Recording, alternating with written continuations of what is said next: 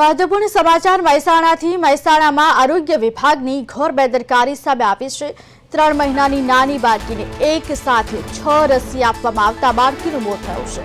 બાળકીનો 3 મહિના પહેલા જ જન્મ થયો હતો। નંદાસણ બાલ મંદિર ખાતે બાળકીને રસી આપવામાં આવી હતી। બાળકીના પિતા અને સંબંધી આરોગ્ય વિભાગ સામે સવાલ ઉઠાવ્યા છે। મહેસાણાની ઘટના મહેસાણાના નંદાસણમાં સમગ્ર ઘટના બની છે। મહેસાણાના નંદાસણમાં આરોગ્ય વિભાગની ઘોર બેદરકારી સામે આવતા લોકોમાં ભારે રોષ વ્યાપી ગયો છે। વેક્સિન આપ્યા બાદ 3 મહિનાની બાળકીનું કરુણ મોત થયું છે।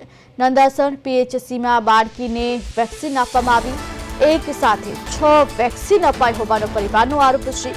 બાળકના મૃતદેહને પીએમ અર્થે મહેસાણા સિવિલ ખસેડવામાં આવ્યો છે। ત્યારે મહેસાણાના નંદાસણની આ ઘટના સામે આવી છે।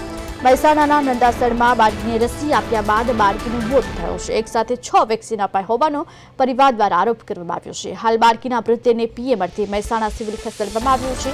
ત્યારે મહેસાણાના નંદાસણની સમગ્ર ઘટના મહેસાણાના નંદાસણમાં આરોગ્ય વિભાગની બેદરકારી સામે આવી છે। વેક્સિન આપ્યા બાદ 3 મહિનાની માસૂમ બાળકીનું મોત થયું છે।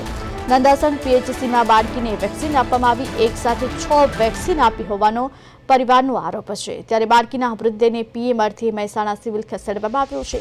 વધુ તપાસ હાથ ધરવામાં આવી રહી છે। મહેસાણાના નંદાસણમાં આરોગ્ય વિભાગની ઘોર બેદરકારી સામે આવતા લોકોમાં ભારે રોષ વ્યાપી ગયો છે।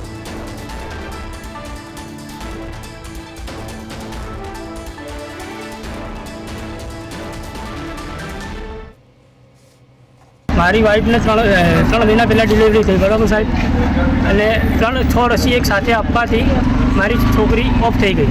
કઈ જગ્યાએ રસી આપી તમારે? નંદાસણ પ્રાઇવેટમાં કે સરકારી હોસ્પિટલ? સરકારી બાળ મંદિરમાં।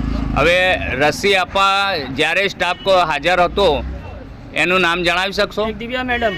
બનાવ એ બન્યો છે કે બાલવાટિકામાં 3 મહિનાની બાળકી હતી। બાલવાટિકામાંથી ફોન આવ્યો કે બાળકીને રસી આપવાની છે, કે તમે રસી અપાવવા આવો। એટલે એના મમ્મી પપ્પા એને રસી અપાવવા લઈ ગયા।